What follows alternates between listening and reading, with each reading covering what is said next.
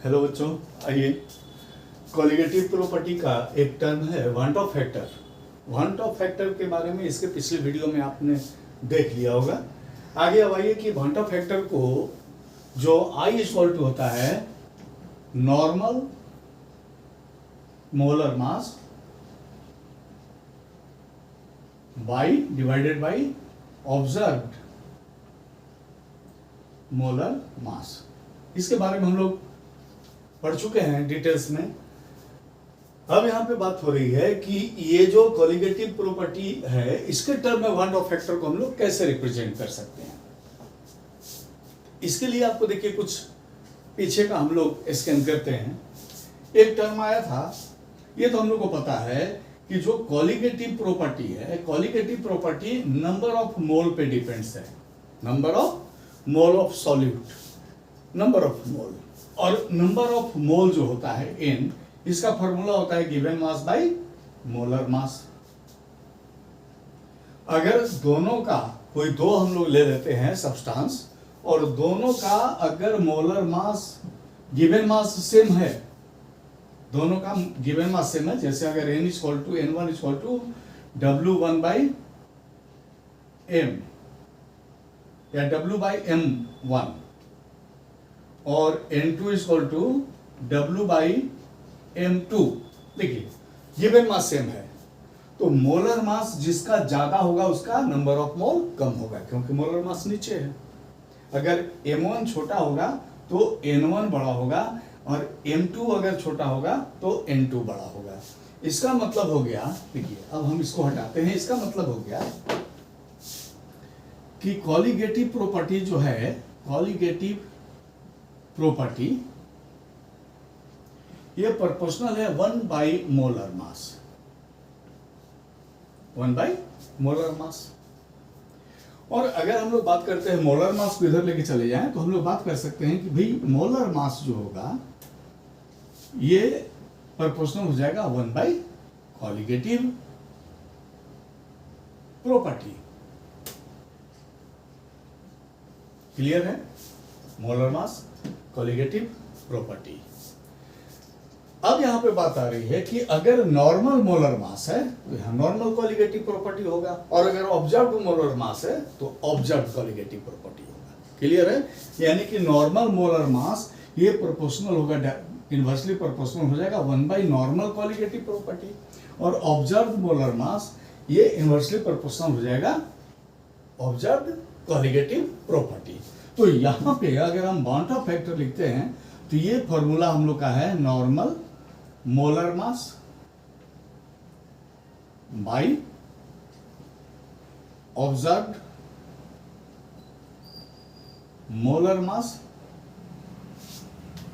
इसको अगर आगे हम लोग एक्सटेंड कर दें तो यहां लिख सकते हैं नॉर्मल मोलर मास हो गया तो ये हो गया 1 by normal colligative property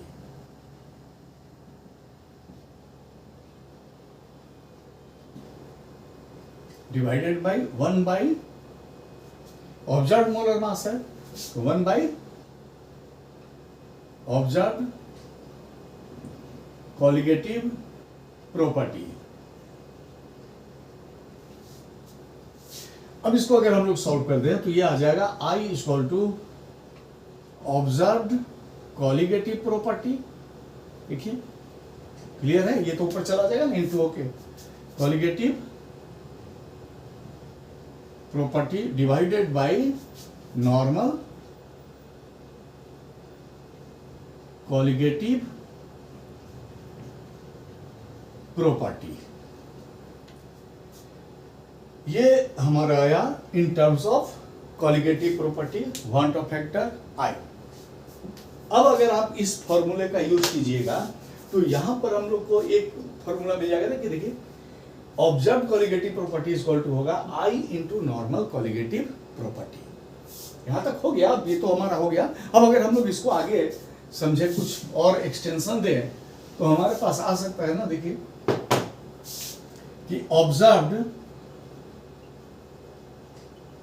colligative property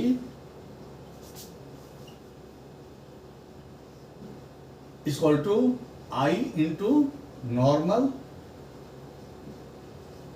colligative property. अब ऑब्जर्व कॉलिगेटिव प्रॉपर्टी में हम लोग क्या पढ़ते थे, पहला पढ़े हम लोग relative lowering in vapour pressure. जहां relative lowering in vapour pressure P not A minus P A by P not A, ये आया था एक्स बी। याद कीजिए आप, relative lowering in vapour pressure ये डायरेक्टली इक्वल टू आया था X B, mole fraction of solute. अब इसमें क्या आ जाएगा, अगर वाटर फैक्टर इंक्लूड होगा ना तो ये थोड़ा सा बढ़ के हो जाएगा आई इंटू एक्स बी, आई इंटू एक्स बी। इसी तरह से अगर हम लोग बात करते हैं कि del T B equal to, ये आया था हम लोग का K B into M, water factor include हो गया तो हो गया I into K B into M. Del T F equal to आ गया था के एफ इंटू एम, इसके भी आगे आई आ जाएगा और चेंज हो जाएगा। देखिए pi equal to R C T, इसके भी आगे आ जाएगा आई आर सी टी। तो ये देखिए, ये हमारा वाटर फैक्टर से इंक्लूड करने के बाद कॉलिगेटिव प्रॉपर्टी भी चेंज होता है। यानी कि अगर वाटर फैक्टर हाफ हो जाएगा तो कॉलिगेटिव प्रॉपर्टी भी हाफ हो जाएगा, वाटर फैक्टर डबल हो जाएगा तो कॉलिगेटिव प्रॉपर्टी भी डबल हो जाएगा। यानी कि वाटर फैक्टर बढ़ेगा, कॉलिगेटिव प्रॉपर्टी बढ़ेगा, वाटर फैक्टर घटेगा, कॉलिगेटिव प्रॉपर्टी घटेगा।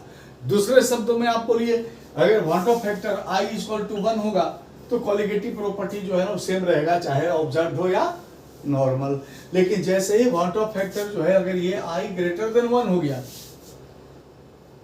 आई ग्रेटर देन 1 हो गया, इसका मतलब है कि कॉलिगेटिव प्रॉपर्टी बढ़ जाएगा। और आई लेस देन 1 हो गया, इसका मतलब है कॉलिगेटिव प्रॉपर्टी घटेगा। और इसको ये कब लेस देन होता है और कब ग्रेटर देन होता है, ये हमारे प्रीवियस वीडियो में आप देख सकते हैं, जिसमें हम लोग वाटर फैक्टर को डिटेल में हम एक्सप्लेन किए हैं।